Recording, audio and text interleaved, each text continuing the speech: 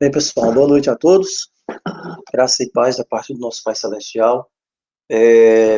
Iniciamos há uns dias atrás uma série de estudos sistemáticos com relação às principais falsas doutrinas que têm se disseminado ultimamente dentro das pessoas que se dizem, né, povo de Deus, que se dizem despertos, vamos dizer assim, principalmente relacionadas a pregadores de YouTube, os YouTubers despertos, vamos dizer assim.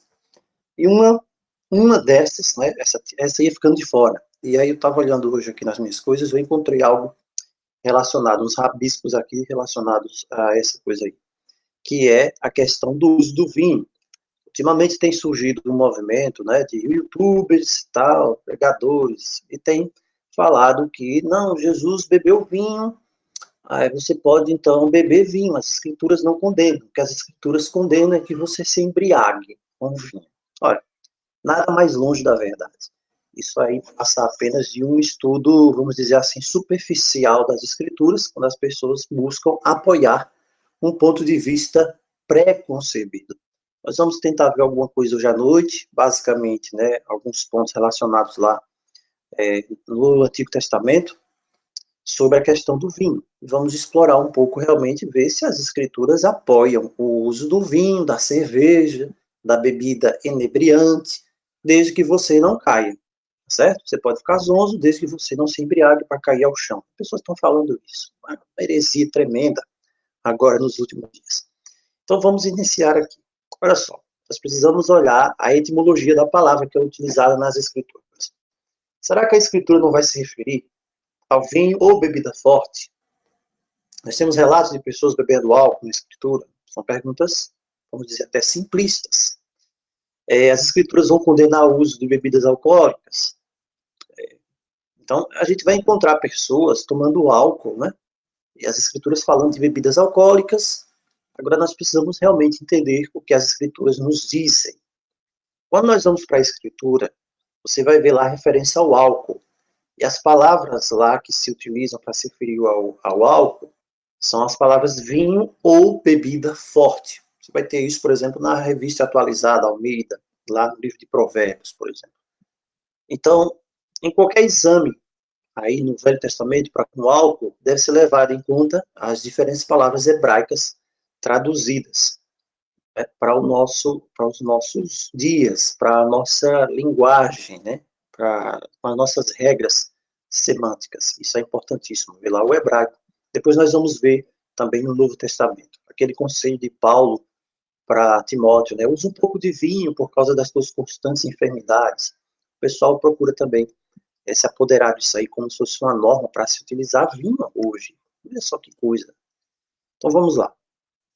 O termo bebida forte, ele não apresenta maiores problemas de tradução. Por quê? Porque é apenas uma palavra hebraica. A palavra hebraica para bebida forte é o shecar. É o shecar. Agora, a tradução de bebida forte é mais comum, né, do que deveria ser. Então, as pessoas pensam que bebida forte se refere à bebida alcoólica destilada. Mas nem sempre é isso. Não é isso que a Bíblia quer dizer quando usa o termo shecar. Então, o que acontece? Desde que esse processo de destilação do álcool ele não foi desenvolvido até meados ali do ano 500, olha só, ano 500 depois de Cristo, a bebida alcoólica mais forte que as pessoas poderiam usar nos tempos bíblicos, ela só tinha apenas em torno de 14% de álcool por volume. Então, essa é uma informação interessante. Isso aqui é basicamente o máximo que era produzido, né, pela fermentação natural. Então, o que é que isso aqui nos diz? Isso nos diz que esse termo, que é utilizado nas escrituras hebraicas, o shecar, para bebida forte, certamente não vai nos dar permissão para beber o que hoje você conhece como um destilado forte. As pessoas bebem por aí. Então, se o álcool destilado não é o que a Bíblia quer dizer quando usa a palavra shecar, o que é que significa essa palavra? Olha só, os arqueólogos descobriram, há um tempo atrás, uns documentos em tablets de barro. E os tablets de barro, lá na antiga Babilônia, né? A escrita era cuneiforme. E nesses tablets diziam que os babilônios antigos eles produziam uma bebida alcoólica chamada chicaru. É uma palavra até parecida, né, com checar. Chicaru, checar, parecida.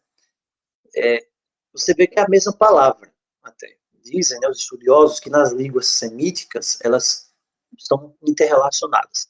Mas nesses tabletes de barro, o chicaru era produzido de modo que a gente pode perceber, então, que bebida eles estavam descrevendo. Então, os babilônios produziam do grão uma mistura que era deixada para fermentar. Então, esses tablets, que foram encontrados, né, na escrita cuneiforme, eles falam a respeito da produção do chicaru, basicamente a mesma coisa do checá bíblico, e eles estavam produzindo, na verdade, cerveja, os babilônios já. Então, olha quanto tempo já se fazia essa produção. Então, se a escritura usa o termo checar, está se referindo então à mesma bebida, então é lógico presumir que a escritura também pode estar falando da cerveja já, né? Porque isso aqui era uma palavra de uma raiz comum semítica, tanto para o chicaru quanto para o checar, isso naquela época já da Babilônia, uma palavra semítica até. Tudo bem, isso é importante. E isso é interessante, nós podemos entender. A bebida hoje ela é tão divulgada na TV, na internet, consumida pelo público, que aí nós já vemos hoje certos despertos, entre aspas, falando que você não tem problema algum, que a escritura não condena a utilização de bebida, o que você não pode é se embriagar. Olha só a contradição que existe aqui. Agora, qual é o ponto de vista bíblico? Qual é o ponto de vista da escritura? É muito fácil pegar um texto isolado, e pegar esse texto isolado de determinada circunstância que está na escritura e tentar fazer desse texto uma coluna, um baluarte para tentar sustentar um ponto de vista, não uma doutrina, um ponto de vista, meramente um ponto de vista. Nós temos 21 textos do Antigo Testamento que vão mencionar exatamente a palavra checar, como nós falamos agora, que pode ser a cerveja destilada, o checar. Desses 21 textos que se encontram no Velho Testamento, é bastante pertinente aqui fazer a menção que 19 textos condenam ativamente, firmemente, vigorosamente o uso do checar, da bebida forte nas escrituras. 21 textos, dos 21 textos, 19 condenam. Aí os outros dois, o que acontece com os outros dois? Os outros dois, eles apresentam casos especiais. Nós vamos ver esses casos mais à frente. Quando você vai para o Novo Testamento, você vai ver que essa bebida, né, ela aparece uma vez apenas, o termo relacionado, o termo simile, lá no Novo Testamento. Nós depois vamos ver isso com mais calma. E é proibido o uso. E a referência aqui é para João Batista. É proibido. João Batista não vai beber vinho nem bebida forte. O checar era proibido para João Batista. E se nós já vimos que nós somos o terceiro Elias, se o povo de Deus agora nos últimos dias é um terceiro Elias e precisa comer de uma forma diferenciada, precisa se vestir de uma forma diferenciada, precisa ter uma apresentação diferente do restante dos outros profetas de Baal, de Azerá, você também não pode beber a mesma coisa que eles bebem. Isso aqui é uma lógica. Isso aqui é algo que fica muito nítido. A bebida e a comida, ela já está determinada pelo Criador, principalmente para aqueles que querem ser o último Elias, ou fazer parte das duas testemunhas de Apocalipse 11. Então, desses 19 textos, voltando agora do Velho Testamento, né, nós vamos ver o que alguns deles dizem. Por exemplo, Levíticos 10, verso 9. Levítico capítulo 10, verso 9, você pode anotar aí. Em Levítico 10, verso 9, é proibido, eu vou achar aqui esse texto, nós não vamos ver todos, mas vamos ver aqui Levítico capítulo 10, verso 9. Deixar a escritura falar.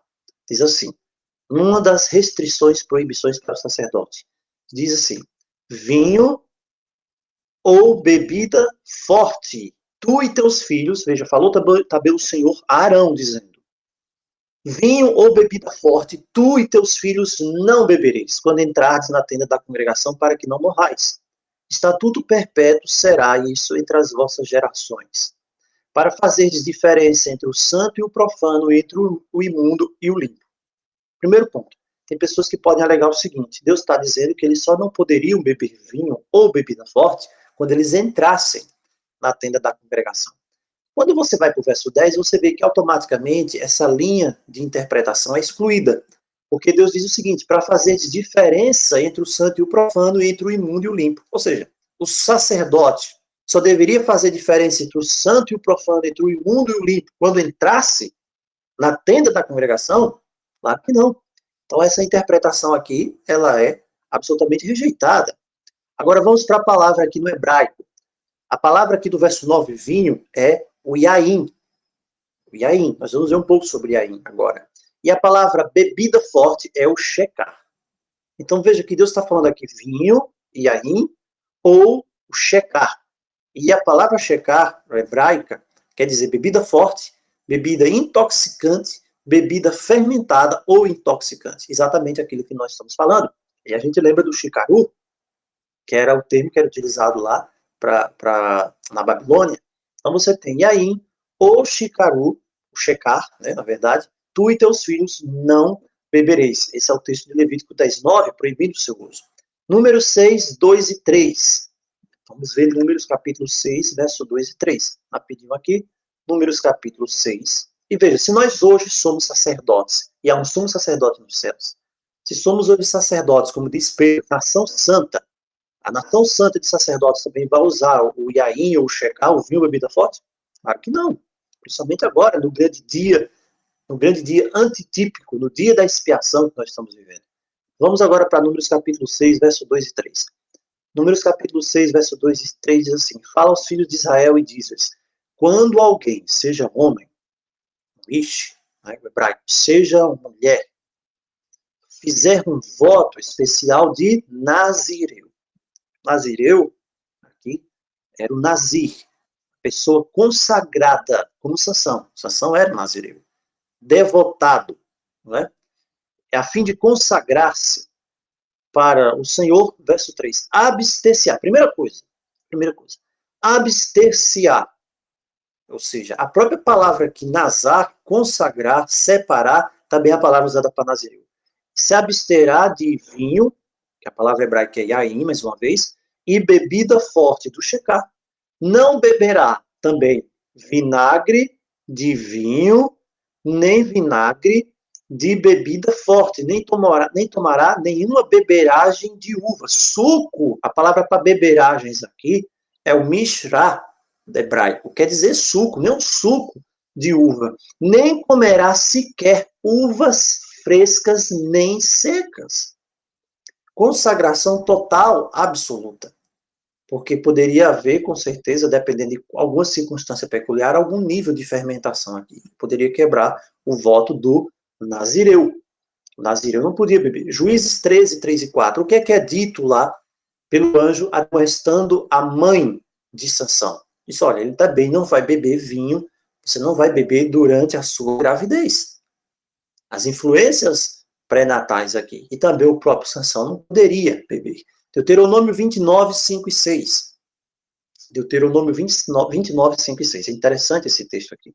Deuteronômio 29, versículos 5 e 6. Diz assim: 40 anos os conduzi pelo deserto. 40 anos vos conduzi pelo deserto. Deus diz: não envelheceram sobre vós as vossas vestes. Já pensou, 40 anos no deserto, a veste não acabou? Coisa extraordinária. Nem se gastou no vosso pé a sandália. Já pensou um sapato durar 40 anos? A sandália você está usando ali, que as pessoas, todos os dias usando a mesma sandália, e a sandália não se rasgou, a sandália não se acabou. Olha que Deus tremendo. Pão não comestes, e não bebestes, yain, que é o vinho, nem bebida forte, para que soubesseis que eu sou o Senhor vosso Deus. Quando Deus diz aqui, vocês não beberam vinho nem bebida forte, pergunta, tinha à disposição vinho, bebida forte? Deus está dizendo, vocês não beberam. Para que soubesses, para que vocês tivessem a experiência de que eu sou o Senhor e de que é isso que eu estou preparando para vocês. A experiência dos filhos de Israel no deserto durante 40 anos representa simbolicamente a experiência do povo de Deus agora nos últimos dias. 40 anos no deserto, 40 anos no deserto da tentação, no deserto aqui, 40 anos da tentação de Cristo, lá também no deserto. 40 dias de Elias para o Monte Horebe. Tempo de angústia de Jacó. Então, tudo isso está relacionado com provação. E na provação, nos tempos de prova, nos tempos de teste, o povo de Deus não vai beber vinho. Não vai. Deus disse, isso aqui já está determinado para que eu saiba, para que vocês saibam que eu sou o Senhor. Vocês tenham experiência comigo. Continuando aqui, né, a gente vê claramente também a história de Ana. Ela foi ao tabernáculo lá em Siló, e ela orou, não é isso, Ana, tão fervorosamente, porque ela não tinha filhos, que o sacerdote acusou ela de estar embriagada com o Shecar, mas ela negou. Ela negou, ela não estava embriagada. 1 Samuel 1, verso 15. Então, os profetas, também eles eram muito rigorosos quando eles condenavam a bebida forte. Por exemplo, Isaías. Isaías menciona 8 vezes a bebida forte, o Shecar. E cada vez que ele menciona, ele faz uma referência negativa. Ele pronuncia um ai sobre quem toma. Isaías 5, verso 11. Ai daquele que bebe o Shecar. Isaías 5, verso 11. E diz também que a bebida seria amarga para aqueles que bebem quando Deus amaldiçoasse a terra. Isaías 24, verso 9. É o tempo hoje que nós estamos vivendo. Também ele diz que a cerveja causa cambaleio. Isaías 29, 9. Está claro aqui. E que os sacerdotes, os falsos profetas, eram 2 grupos que estavam como bêbados por causa dos efeitos da falsa profecia. Isso aqui no livro de Isaías. O profeta Miqueias também, ele falou que as pessoas desejavam esse tipo de líder, alguém que aprovaria o uso da bebida. Miqueias capítulo 2, verso 11. E Provérbios 20, verso 1, fala de zomba e rixaria como 2 dos efeitos colaterais da bebida. Então as pessoas não podem ignorar isso aqui por causa de um texto ou outro controvertido na Escritura. Então existe uma condenação universal na Escritura. Agora veja bem, o que é que nós podemos dizer de Deuteronômio 14? Deuteronômio 14, 22 a 28. O que é que tem Deuteronômio 14, 22 a 28? É interessante, você pode ler esse texto aí. Esse texto, ele parece que não está se adequando, né? É isso aqui. Ele parece indicar que os israelitas poderiam pagar parte do seu dízimo em cerveja. Ok? E algumas pessoas veem isso uma licença para tomar a bebida forte. Mas quando você vai analisar cuidadosamente Deuteronômio 14, você vai ver que ali tem uma prática especial de circunstâncias especiais. Aqui fala do assunto do dízimo, lá na aliança levítica, no verso 22 e 23. E depois vai falar daquilo que poderia ser chamado do dízimo atrasado. Lembrando que esse dízimo atrasado aqui não é o dízimo atrasado de hoje das igrejas evangélicas, não era dinheiro. Nós já vimos que o dízimo não era dinheiro. Então, Deuteronômio 14 identifica o dízimo como sendo alimentos e bebidas que o israelita levaria para o santuário. Então, quando ele devolvia o dízimo no tempo, os produtos deveriam incluir cordeiros, novilhos, não é isso? Vinho novo não fermentado, que é o tiroche, essa é a palavra aqui para vinho novo, suco de uva, que é o tiroche, e grão. Agora, quando ele não pudesse ir ao santuário com isso, o que acontecia? Ele deveria fazer uma substituição. E é isso que nós vamos ver, nós vemos nos versos 24 ao verso 26. O verso 24 diz assim, se o israelita não fosse capaz de ir ao santuário, então ele teria uma solução. Ele deveria converter seu dízimo em prata, guardar o dinheiro até que ele fosse ao santuário. E no verso 26 fala do dízimo atrasado. Ele devia comprar, quando ele chegasse no santuário, alguns daqueles mesmos produtos que ele tinha trazido anteriormente e comer uma refeição de dízimo diante do Senhor. Veja, o dízimo se comia até. Mas hoje as igrejas só querem aceitar dízimo em dinheiro. Então, são tantas contradições. Os produtos que ele comprasse, esse israelita aqui que atrasasse esse dízimo, que na verdade o dízimo, grande parte dele, do 3º ano, nós já vimos, era para sustentar o estrangeiro, o órfão e a viúva. Então, por isso que esse atraso no dízimo era cobrado. Não é porque simplesmente era dinheiro, porque não era dinheiro. Nós já vimos isso, não era dinheiro. Então, ele deveria apresentar um cordeiro, comprar uma ovelha, não é isso? Ou um touro. Então, em vez do suco de uva, ele apresentava, então, o iaim. Prestem bem atenção nisso aqui. Por quê?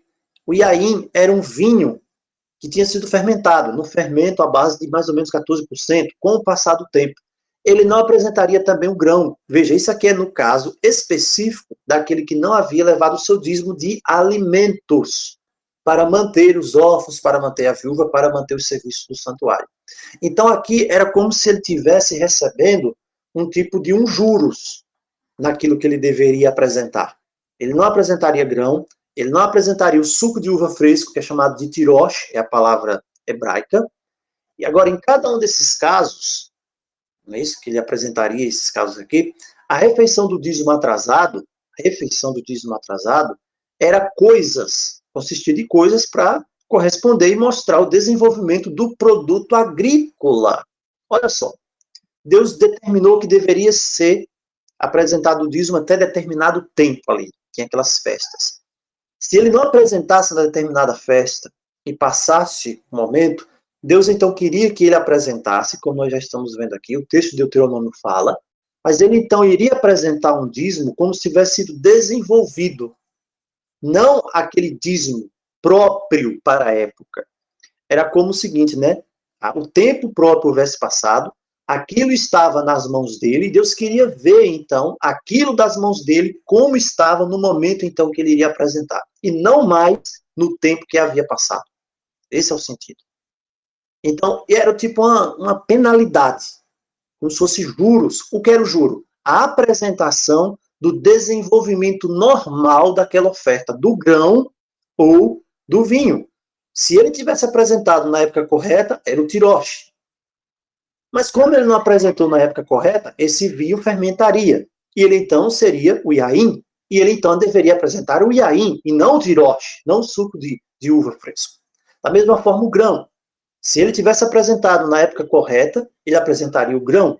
Como ele não estava apresentando na época correta, o grão, então, deveria ser apresentado, né, a cerveja, porque a cerveja se originaria do grão. Veja só o sentido aqui da coisa.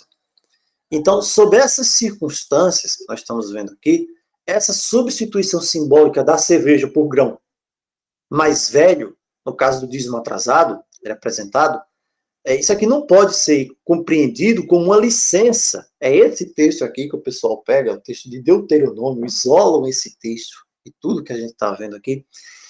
Não, isso é uma licença. O pessoal lá na época, quando ia para o tabernáculo, você vai ver uns vídeos, né? Uns vídeos maçantes, tem no YouTube até.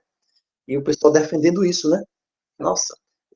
Não, então o pessoal levava lá, qual é a palavra? É o yain, então eles podiam lá beber e se embriagar, então veja, não tem problema, você pode fazer isso também. Veja como os enganos dos últimos dias, eles são predispostos realmente para utilizar a escritura, mas da forma errada. O diabo sempre fez assim e vai continuar fazendo. Então as pessoas querem uma licença para usar a cerveja, né? E não percebem claramente que a palavra, a cerveja, ela é condenada em todas as outras partes do Antigo Testamento. Então, quando você volta para o assunto do vinho, você vai ver que tem duas palavras aqui. Tem um tirosh, que frequentemente se refere ao suco de uva no seu estado não fermentado. Esse suco de uva que você usa, que nós usamos na Santa Ceia, que você pode ir lá no supermercado comprar, usar, é o tirosh, da época do Antigo Testamento. E aí você também tem o yain. Só que o yain é o seguinte, é uma palavra que tem alguns significados um pouco mais especializados. Por exemplo, em 30, a pesquisa feita aqui, das 38 referências a tirosh no Velho Testamento, elas vão juntar grão e óleo somente, ou produto da colheita para dízimo. Agora você tem 3 textos também, de Miqueias 6,15, Isaías 2, Isaías 65, que falam que tirosh é o produto da uva, tudo bem. Você tem 4 textos, Provérbios 3,10, você tem Jeremias 2, Miqueias 6 também, que falam de tirosh como sendo produto da prensagem. E você tem apenas um texto, que é o texto lá de Oséias 4,11, que diz que tirosh pode produzir intoxicação. Interessante isso aqui. Se fizer como Noé, o que aconteceu com Noé? Noé não sabia, né, do vinho, e ele pegou o vinho, usou, prensou o vinho, e ele se embebedou.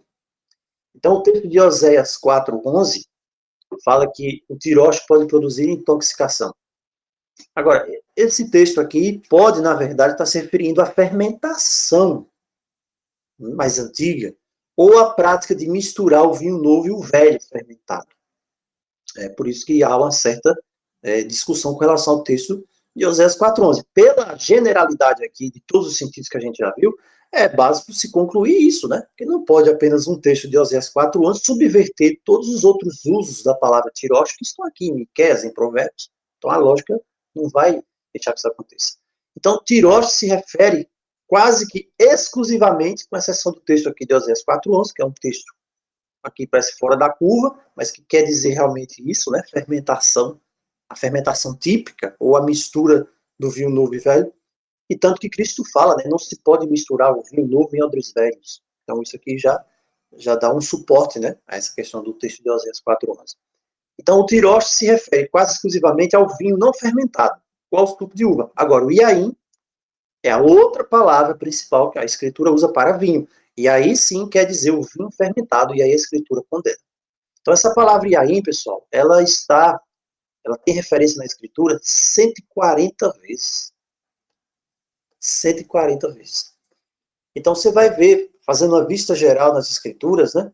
A gente fizer um cálculo aqui, essa palavra iaim é apresentada de forma negativa absoluta umas 60 vezes. Então, mais de 60 vezes na Escritura, simplesmente também é mencionada e não faz mérito dela. E 17 referências só é que você tem uma aplicação, aliás, vamos dizer assim, tipo neutra dela, né? Uma referência neutra para positiva, vamos dizer assim.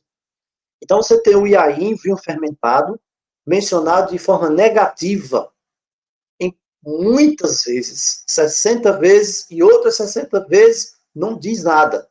E só 17 vezes. Então você vê que tem uma proporcionalidade aqui gigante com relação ao uso da palavra. Então você tem lado negativo. Você tem aqui as histórias que o vinho fermentado, né, produz os maus resultados. Você vai ver aqui as histórias lá, né? Embriaguez de Noé, Ló, Nabal, na 1 Samuel 25, né? Nabal se embriagou e tal, até morreu.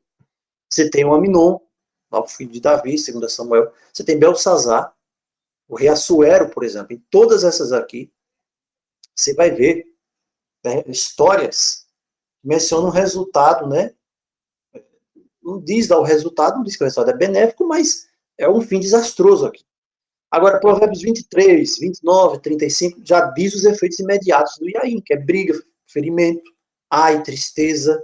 Provérbios 21, 17, violência. Isaías 28, 7 fala que engana a mente, inflama a pessoa, conduz ao esquecimento de Deus. Então, vai ficando claro, né, como a Escritura apresenta essa questão do vinho. Agora, quando você vai para textos aqui, tem 3 textos, por exemplo, Salmo 104, 15, Eclesiastes 9, 7 e Eclesiastes 10, 19. O que é que diz aqui? Você vê que é um texto do Salmo e 2 de Eclesiastes. Tudo bem?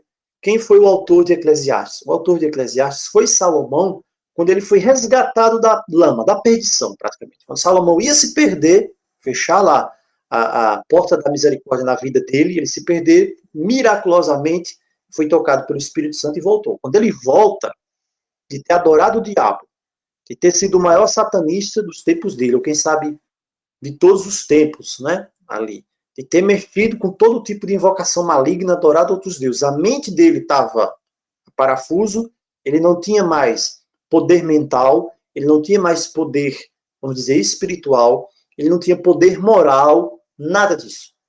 E você vai ver Salomão reclamando muito da vida, né, quando ele escreve o livro de Eclesiastes. Né? É uma vida jogada fora no livro do Eclesiastes. Então aqui ele fala que o vinho pode tornar o coração alegre e trazer regozijo. De que perspectiva? A perspectiva dele. Os 2 textos de Eclesiastes 9:7, Eclesiastes 10:19.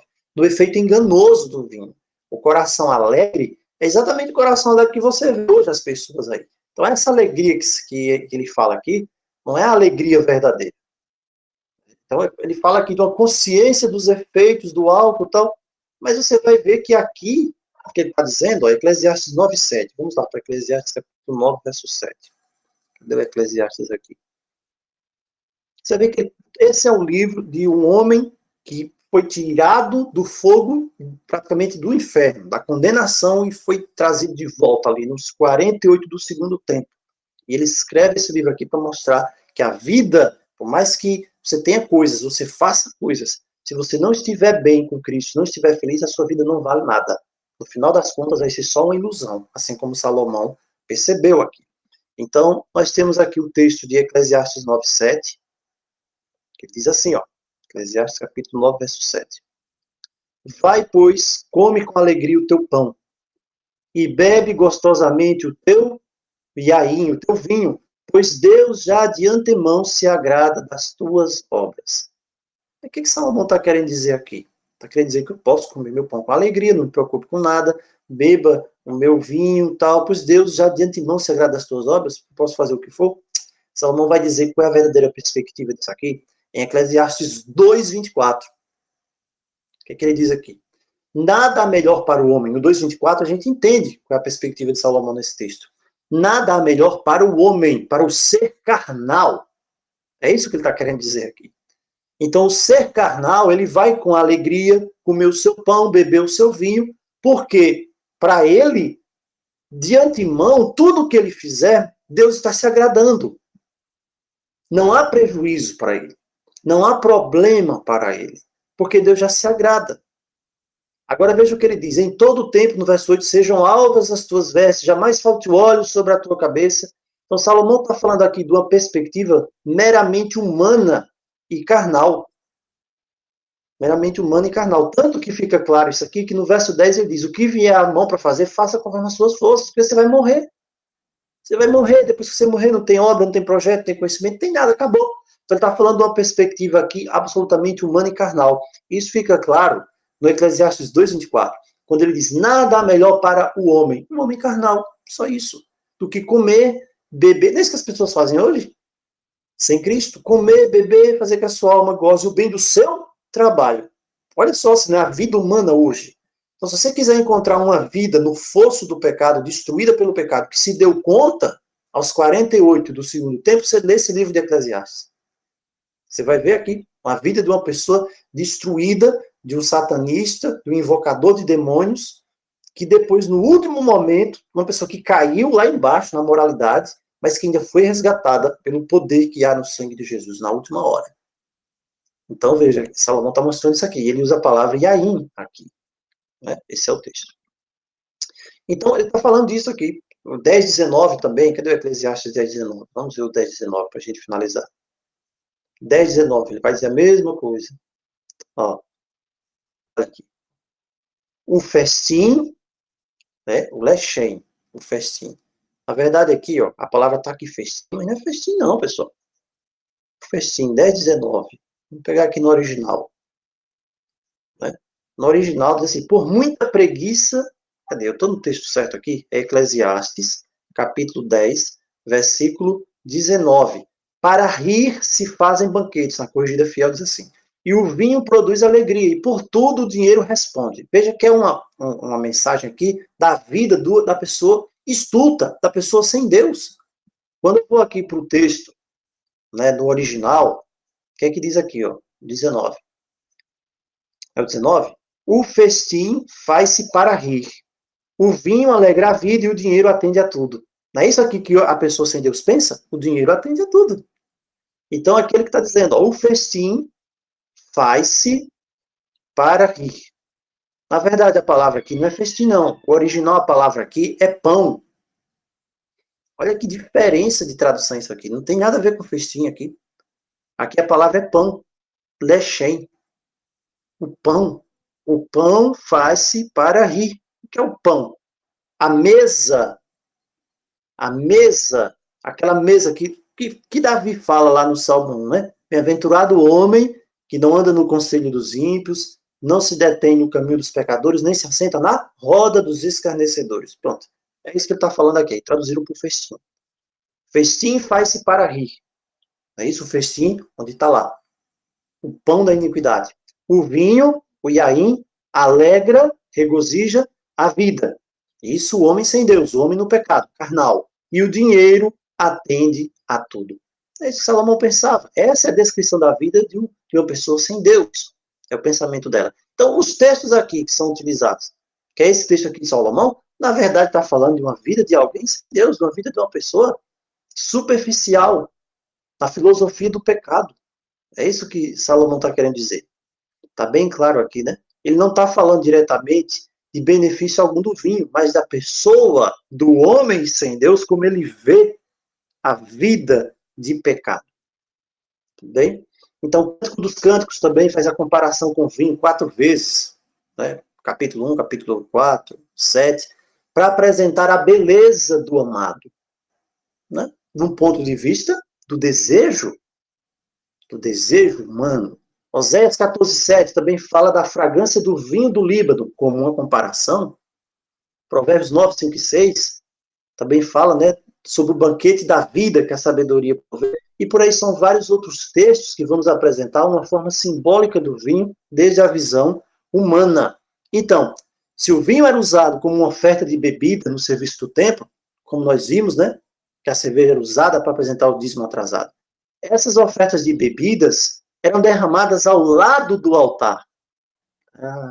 Elas não eram bebidas pelos sacerdotes, só que as pessoas leem a escritura. E para sustentar o seu ponto de vista, vão dizer, não, as pessoas iam beber lá, realmente, no santuário. Não. Essa oferta de bebida, lá, o Yaim, porque havia passado do momento, do ponto, apresentava-se como era, por causa da falha, ela era derramada ao lado do altar. Tudo bem? Então, pessoal, nós finalizamos por aqui esse tema, com essa introdução sobre essa questão do vinho. E tem outros textos mais que falam, né, sobre os efeitos do vinho, vermelhidão dos olhos, embriaguez, comportamento imoral, comportamento antiético, negativo. Então, a palavra é bem clara, né? É bem clara. E a gente pode depois voltar sobre esse assunto e ver alguns textos também relacionados lá no Novo Testamento, né? Aquele texto de Timóteo. A palavra diz o vinho da ira do Senhor. O que quer dizer isso? A gente pode voltar e também analisar esses contextos bíblicos. Mas, nesse instante, nós ficamos por aqui. Que Deus nos abençoe. Que essa palavra de hoje, né, possa servir para que nós possamos ver como, muitas vezes, né, certos enganos são levados hoje e as pessoas tendem a acreditar nessas coisas. Sabe por quê? Porque há também um desejo carnal de que isso seja verdade. Você já tem um desejo, já quer que isso... Aí você pega, vê alguém falando ali, não tem problema algum. Você diz, nossa, é maravilhoso. Disso aí, então não tem problema, né? Uma igreja dessa, é essa que eu quero. Porque não tem problema algum, vou continuar bebendo o vinho, porque até Jesus bebeu vinho, não é? Jesus fez o vinho fermentado lá para o pessoal beber, não tem lógica, né? Essas coisas. Então, é o tipo de coisa carnal que Salomão bem apresenta e que caracteriza hoje, né, em maior ou menor grau, as pessoas que tentam se utilizar da escritura para satisfazer o próprio ego, satisfazer o próprio eu, satisfazer o desejo carnal. Mas a escritura condena veementemente o uso de vinho, condena o uso de vinho. Né? Mas o tiroche, é isso, que era o suco de uva, foi o que foi utilizado na ceia. A gente pode ver isso depois com mais calma. Então, que Deus nos abençoe, nos fortaleça mais uma vez, e louvado seja o seu nome por a sua palavra desta noite, em nome de Jesus.